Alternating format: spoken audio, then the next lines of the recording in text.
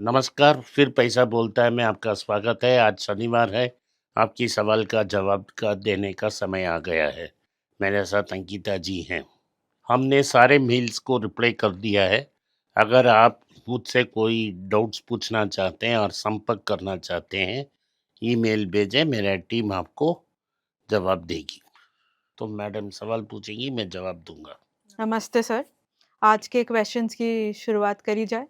America और Iran के बीच में भी तो बहुत तनाव चल रहा है, जिसकी वजह से ये बोला जा रहा है कि हो सकता है ट्रम्प बॉम्ब गिरा दे ईरान पे, हो सकता है नहीं गिराए। तो उसका क्या इस इम्पैक्ट पड़ेगा इस गोल्ड हफ्ते पे? की एंड तक हो सकता है। जो अभी देख रहे हैं हम, सैटरडे संडे तक वो बॉम्ब गिरा सकता है। अच्छा। वो बोल रहा है कि न्यूक्लियर बॉम्ब, लेकिन वो रिजीम चेंज चाहता है। हम्म। इसका दो इम्पैक्ट हो सकता है। शॉर्ट टर्म में गोल्ड ऊपर जा सकता है, तेल का दाम भी ऊपर जा सकता है, लेकिन डैमेज लॉन्ग टर्म में है। इसके पहले जो भी यूएस प्रेसिडेंट्स थे, जब इतना बड़ा वॉर के लिए गए थे, तो पैसा टैक्सेस के थ्रू रेस करते थे। अच्छा। अब क्या हो रहा है कि ग्रीनलैंड में एक हम्म। प्रेशर है, उन्होंने वेनेजुएला में अटैक किया, करेक्ट। अब ईरान में कर रहे हैं। हम्म। इन तीनों में क्या हो रहा है कि बिलियंस ऑफ डॉलर्स खर्च हो रहे हैं। अमेरिका के पास वो पैसा नहीं है। अमेरिका वो पैसा कर्ज से ले रहा है। तो उनका डेफिसिट चल रहा है। डेफिसिट शूट अप होगा। इसके पहले क्या होता था, दुनिया से सब जगह से वो गुड्स खरीदते थे, गुड्स और सर्विसेज, और उनको डॉलर एक्सपोर्ट करते थे। और जो कंपनी और कंट्रीज के पास वो डॉलर होता था, यूएस बॉन्ड्स को खरीदते थे। ओके। यही इक्वेशन है। अच्छा। तुम मुझे गुड्स बेचो, मैं तुमको बॉन्ड। डॉलर दूंगा। हम्म। आपके पास जो एक्सेस डॉलर है उससे लेके आप यूएस ट्रेजरी खरीद लो। ओके। पहला पहला जापान, उसके बाद मिडिल ईस्ट में जो तेल बेच रहे हैं वो, और चाइना, ये तीन बारी बारी लेके बड़े मोटे डॉलर पोजीशंस बिल्डअप किए हैं। ये कौन से साल की बात है सर? 50 साल से ये हो रहा है, 72 से हो रहा है, पेट्रो डॉलर टाइम से हो रहा है। अब क्या हो रहा है, तेल का यूज कम होता जा रहा है और तेल का दाम बहुत गिर गया है। सो इसका मतलब है पेट्रो डॉलर नेशंस के पास इनफ सरप्लस नहीं है हम्म। कि वो डॉलर खरीदें। ओके। चाइना के पास सरप्लस है, बहुत हाँ। बड़ा सरप्लस है। हम्म। इस साल उनके पास 1.2 ट्रिलियन डॉलर सरप्लस है। वो लेकिन डॉलर को कम कर रहे हैं। क्यों? क्यों करें? क्यों मैं होल्ड करूं?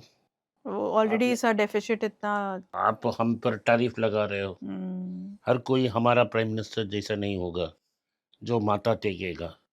तो ये तो चाइना ने अभी तक कोई डील नहीं साइन किया, बातचीत ही नहीं कर रहा है। हम्म। इस समय तुमने वो अपर सैंक्शन, पोजीशन पे है। हाँ, नहीं, पोजीशन स्ट्रांग है। आपने सैंक्शन डाला, मैं भी सैंक्शन डाल दिया। आपने एक्सपोर्ट मार्केट बंद किया, मैंने दूसरे मार्केट में एक्सपोर्ट हाँ किया। जी। उनका सरप्लस 1.20 ट्रिलियन है। लेकिन अमेरिका की एक्सपोर्ट, अमेरिका को जो गुड्स बेचते हैं, वो 20 साल की लो है, 20 ईयर लो है। सो चाइना अमेरिका को गुड्स नहीं बेच रहा है। हम्म। अमेरिका वियतनाम और मेक्सिको से एक्स्ट्रा खरीद रहा है। ओके। फिर भी चाइना ने दूसरी देशों में बेच के उसको कॉम्पनसेट कर रहे हैं। जैसा भारत में गणेश की मंदिर बेचते हैं, भगवान की कैलेंडर बेचते हैं, क्रिसमस ट्री बेचते हैं, ये सब हम खरीदते हैं उनसे। कुछ गुड्स में बोल रहा हूँ। हम ओरियन की कुत्ते भी लेते हैं और बोलते हैं हमने तैयार किया। तो ये सब हम जैसे बेवकूफ़ लेते हैं। चाइना के पास 1.21 ट्रिलियन डॉलर्स है। अगर तुमने मुझे टैरिफ डाल दिया, मैं तुमसे क्यों लूंगा? माल भी करेक्ट। नहीं लूंगा, हम्म। तेरा ट्रेशरी भी नहीं लूंगा। तो वो ट्रेशरी बेच रहा है। ओके। वो ट्रेशरी अब 2012 पे जो उस लेवल पे था, उस लेवल तक उन्होंने भी पहुंचा दिया। हम्म। तो इसका मतलब है यूएस ट्रेशरी खरीदने वाला कोई नहीं होगा, तो अमेरिका में इंटरेस्ट रेट्स बढ़ना शुरू हो जाएगा, करेक्ट। बॉन्ड का रेट्स बढ़ेगा, बढ़ेगा, हाँ। और अमेरिका में इन्फ्लेशन भी बढ़ेगा लॉन्ग टर्म में। अगर ट्रम्प ऐसा हरकत करते रहेगा तो उनका डेफिसिट बढ़ेगा, डॉलर का वैल्यू नीचे आएगा, और यूएस में अगर वो इंटरेस्ट रेट नहीं बढ़ेगा तो गोल्ड का रेट बढ़ बढ़ जाएगा। जाएगा। इसी कारण गोल्ड बढ़ रहा है। तो इन सब का सर इंडिया पे क्या इम्पैक्ट पड़ेगा? इंडिया पे और इंडिया इंडियन में शेयर हर बार मार्केट पे? मैंने कहा ना, अभी तो आरबीआई डॉलर बेच रहा है, फिर भी आपने एक ट्रेड डील अनाउंस किया, हुँ, उस कोई हस्ताक्षर नहीं हुआ, सिर्फ बातचीत हुआ, तो 92 से 90.5 तक पहुंच गया। एक हफ्ते में कोई हस्ताक्षर नहीं हुआ, कल तक 9150 आ गया वापस वापस आ रुपी। आज डॉलर बेच के उसे 90.8 90.7 तक पहुंचा दिया आपने, फिर से कल नीचे आएगा। तो ये सर्टेन है कि अगर आरबीआई इंटरवीन नहीं करती है कि अगले 12 महीने में शतक कंप्लीट कर देगा। विराट शतक मारे ना मारे, हम तो रुपया तो शतक मार देगा। तो अभी अगर आरबीआई इंटरवीन करती है, 1 साल के बदले 2 साल होगा।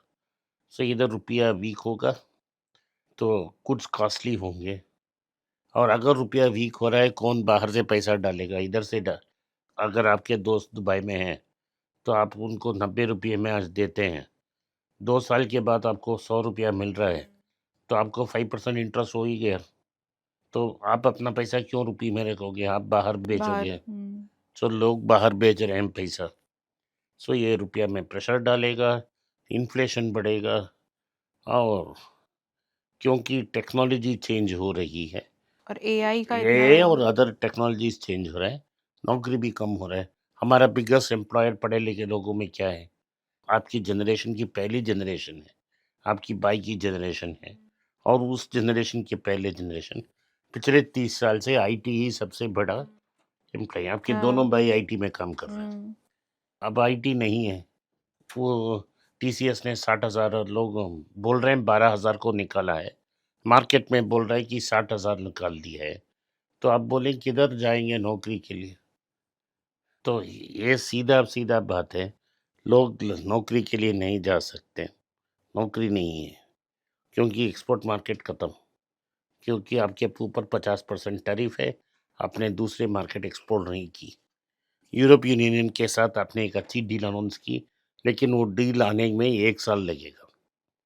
तो सर सब चीज़ें ही स्टेबल क कब होएँगी? कब ये होएगा कि हाँ, इंडिया के लिए शेयर मार्केट बहुत अच्छा है, शहर लोग में किधर फ़ायदा किधर लोगों को रहेगा? फ़ायदा किधर हो रहा वैसा ही है। रहेगा ना। आप अपना पैसा म्यूचुअल फंड में डालेंगे, आप नुकसान करेंगे, और 1 साल के लिए पैसा वही रहेगा। तो अभी तो पैसा ऐसे चल रहा ये है। दो कितना ऐसे कब ऐसा होएगा? जा रहा है? 26,200 जा रहा है, 25,300 आ रहा है। 2 साल से ही जा रहा है ना मैडम। 26,300 15 महीने पहले आया। 16 महीने पहले रुपये तो 75 रुपया में था। 18 मंथ्स बैक जब रुपये वॉज 75 में था, अब हो गया 91। करेक्ट, आपका 15% का नुकसान हो गया। सो स्टॉक मार्केट वही की वही रहे भी। अगर आप स्टॉक मार्केट भी 26,000 भी है, डॉलर टर्म्स में 15,000 गया ना आपका। करेक्ट। आप डॉलर में नापो ना, क्यों रुपया में नाप रहे हो? अगर आप ना स्टॉक मार्केट रिटर्न्स डॉलर में नाप रहे हैं, तो 15% तो गया ना ऑलरेडी। अगर आप गोल्ड में नाप रहे हैं, 16 महीने पहले गोल्ड 6,000 रुपया में था, हुँ, तो लगभग 50% गया। गया।